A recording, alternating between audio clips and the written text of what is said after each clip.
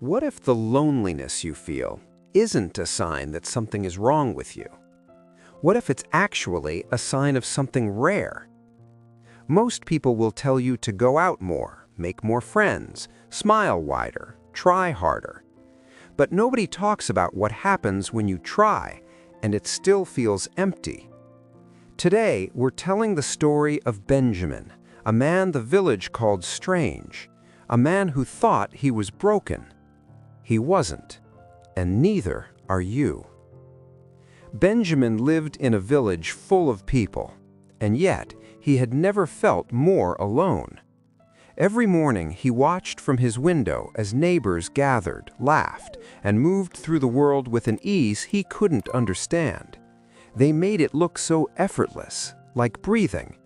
For Benjamin, it was anything but. Whispers followed him through the market. He never talks to anyone. Have you noticed he's always alone? Something's not right with that one.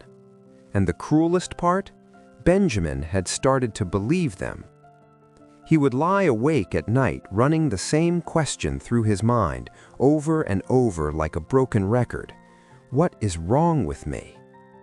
He watched others collect friends the way people collect coins, easily, casually, without a second thought.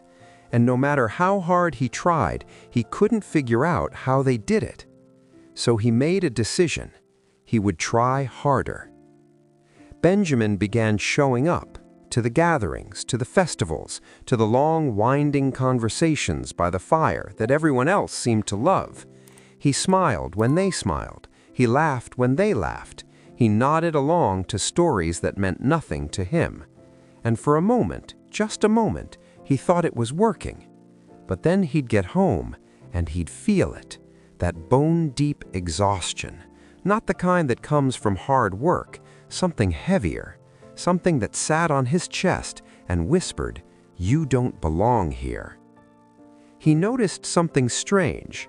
The other villagers came home from gatherings energized, their eyes bright, their step quick. The more they talked, the more alive they seemed.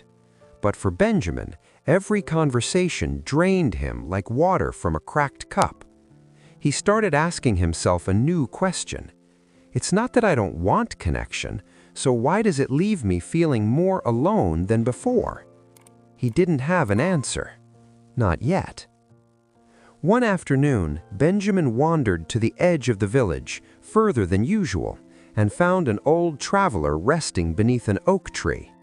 The man had kind eyes and the kind of silence around him that felt comfortable, not awkward, not demanding.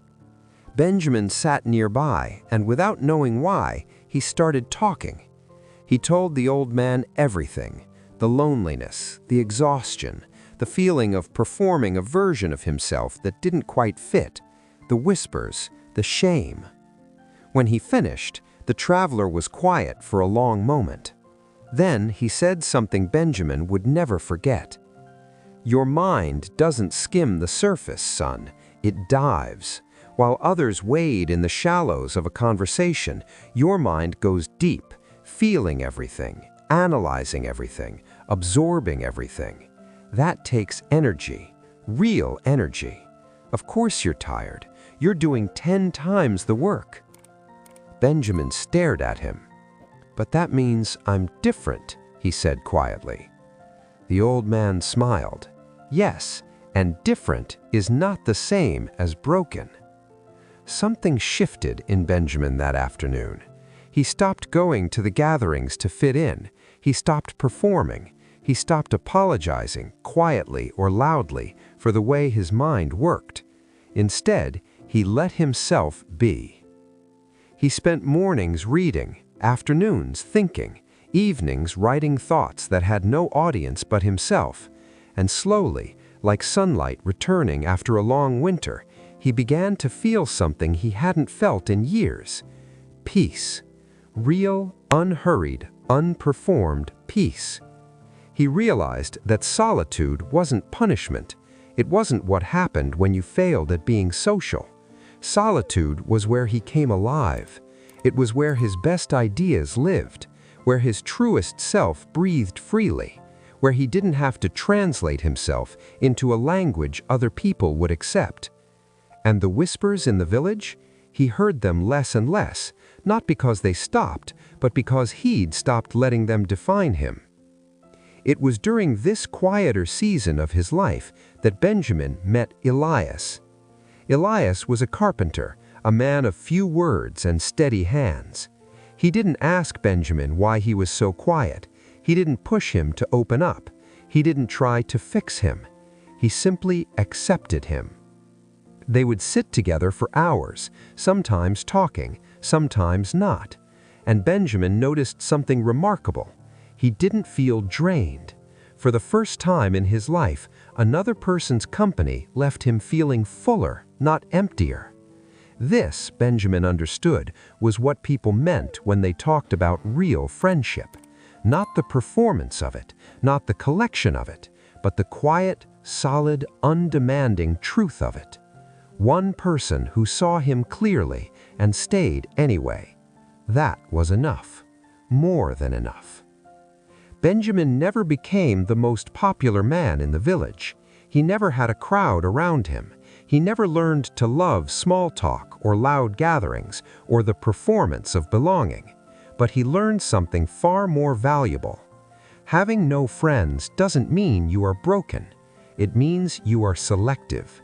It means you know the difference between company and connection, between noise and meaning, between fitting in and belonging. It means you would rather walk alone in peace than run with a crowd that exhausts your soul. And if that makes you strange, then strange is something worth being. If you're watching this and you feel like Benjamin did, invisible, different, like everyone received a manual for human connection that somehow skipped you, I want you to hear this clearly. You are not broken. Your mind's depth is not a defect. Your need for solitude is not weakness. Your refusal to settle for shallow relationships is not arrogance. It is wisdom. The right connections will not leave you exhausted. They will not require you to perform. They will not make you feel more alone in a crowded room. When you find them, even one of them, you will know.